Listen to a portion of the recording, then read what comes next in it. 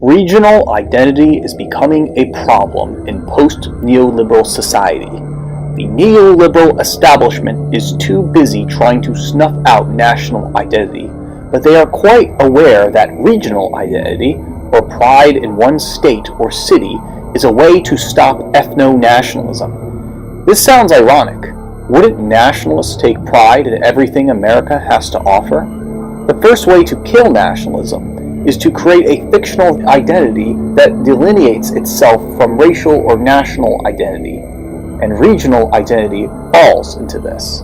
For example, TED Talks, as pretentious as it is, had a very disturbing speech by a so-called Dr. Michael Bishop talking about his own band, War and Regional Identity in Richmond, Virginia. That's right, backwoods Richmond, Virginia. By using his smart PhD rhetoric, he was able to justify that GWAR, his nihilist punk rock band, is somehow beneficial to the community of Richmond because it is Richmond, quote-unquote, culture. Take note, it's not about punk rock music as a whole in America, but this genre is only existent in Richmond, Virginia. This is not surprising from TED Talks, as they often justify the queer and eccentric liberal world of identity politics, and argues that art can be as strange as moshing to physics. Queer culture aside, is queerness only found in regions, and not the people itself? The music website Bandcamp is guilty for a number of articles insisting that regional identity is somehow magical. For example, there is an opening for a daily editor on their job posting page. They write, "Your musical appetite is never satisfied. You were one of the first people to tell your friends about the growing jazz scene in the UK, and you can name 3 of the hottest new stars of the Bay Area hip-hop scene without blinking.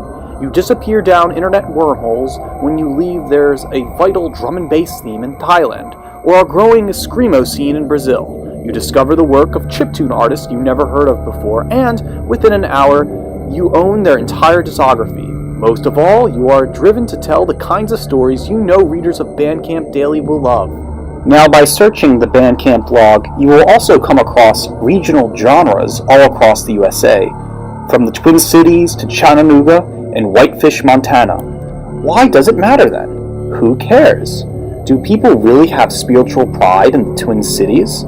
Is there anything significant living in Mobile, Alabama, because there is a magical leprechaun that lives there? There's also the Weird series that tries and finds the littlest queer things in every state. Rush V, in his 2018 book Game, discusses a type of attraction called reputation. A woman is already interested in you if you have a reputation. That reputation, however, comes from jealousy, envy, and within a small social circle, namely a high school or college. That small fame in a community can get you more girls than having public fame. But the drawback is that local fame is fleeting, that trends constantly come and go, and people grow up and die. Public fame is not transferable, and gaining fame in one small city or town will not transfer to another town you move to. The irony is that a girl may believe you are a high school jock, but the reality is you might be a drug-addicted loser. Other people like you, therefore she will irrationally love you like a Stacy to her Chad. Social media apps, like Instagram, feed into local fame, while YouTube and now Facebook feeds into public fame. The irony becomes clear within the music scene, or the punk rock scene judges popularity on popular music ethnography, or a fancy cultural anthropologist term for local fame. I can also discuss how idiotic the gang territory wars between the Crips and the Bloods are, but I am focusing on white people. White people that are living stereotypes of Christian Lander's stuff white people like, and live by such a credo that they are unaware of their own actions. If you think about it, there is also regional divides in the state of America.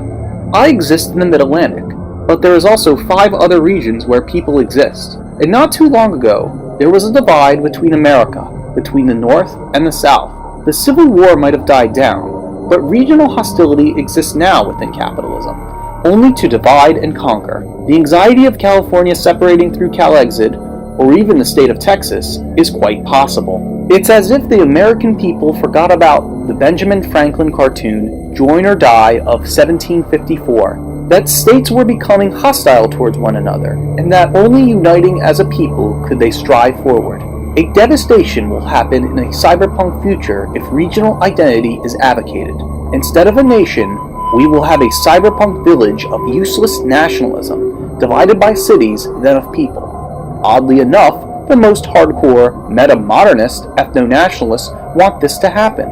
This will only lead to civil war and a huge desolation of humanity. Capitalism would tear up the cities and create new hierarchies based upon what sells and what doesn't. Cleveland and Detroit will still be poor places that produce poor people, while New York and California will be cool places that produces beautiful people. Regional identity is the lowest common denominator for the middle class to celebrate normative behavior that is self-destructive and nihilistic. I ask the following for both the political left and right. Under ethno-nationalism, or even communism, will we be divided by this self-determination of regions than any other meaningful identity that joins us together? If I walk into Nashville, will I be hated because I come from New York? Why is art in Chicago more important than the art produced in New Orleans? Are we visiting regions to consume, and then consenting to create consumer identities? Regional identity is the heart of capitalism, because it gives the system a reason to sell us a fictional identity, not a real one. We must stop the arrogant pride of regional identity, because like what Woody Guthrie once said, this land is your land.